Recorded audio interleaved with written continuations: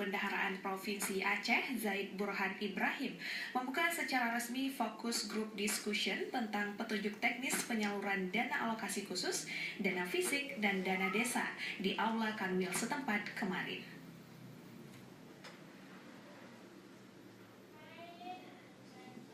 Fokus grup diskusi yang diselenggarakan Kanwil Ditjen Perbendaharaan Aceh menampilkan pemateri antara lain Kepala KPPN Banda Aceh Ahmad Fauzi tentang penyerahan dana dak fisik dan dana desa beserta permasalahannya.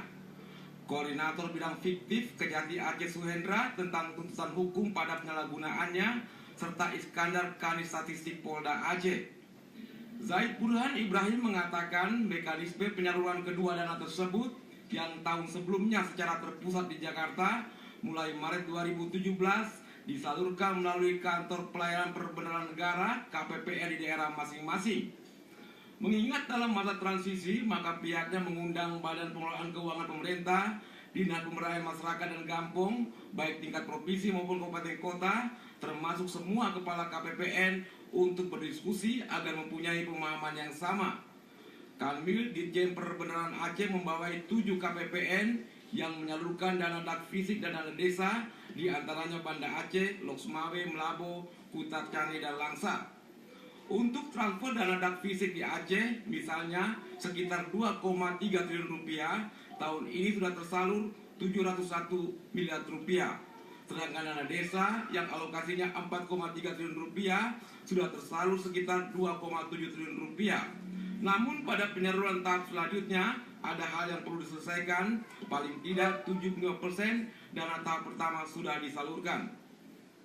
Nomor 50 dan Perdijen nomor 4, Perdijen Perbendaharaan memang penyaluran dana dak fisik dan dana desa mulai tahun 2017 sudah dilakukan oleh KPPN daerah yang memang selama ini dilakukan oleh KPPN yang ada di pusat. Nah, untuk Provinsi Aceh, alokasi dana yang ada di Provinsi Aceh baik dak fisik maupun dana desa sangat besar alokasi dananya. Adapun pertimbangan-pertimbangan kenapa penyaluran dana itu dilakukan di KPPN daerah, sebenarnya ini ingin mendekatkan proses layanan yang dilakukan oleh KPPN daerah dengan mitra kerja kami di daerah, sehingga hubungan yang bisa kita bangun dengan pemerintah daerah menjadi jauh lebih baik. Tujuan diadakan FGD ini adalah untuk mengatasi hambatan dan permasalahan yang dihadapi oleh Satker ya, sebagai semacam sharing knowledge ya, dengan Satker. Narasumbernya berasal dari KPPN sendiri, yaitu saya sebagai kepala kantor. Yang kedua narasumber dari Kejaksaan Tinggi. Yang ketiga dari Polda Aceh. Itu. Ya. Ini peraturannya nomor berapa, Pak? Peraturan nomor 4 tahun 2017. Kapan mulai diberlakukan itu, Pak?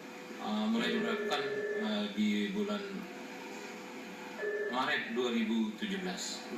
Fokus grup diskusi diharapkan bermanfaat dalam meningkatkan koordinasi, pembinaan dan bimbingan teknis sehingga dana dak fisik dan dana desa dapat memberikan kontribusi yang semakin besar bagi pembangunan daerah dan desa.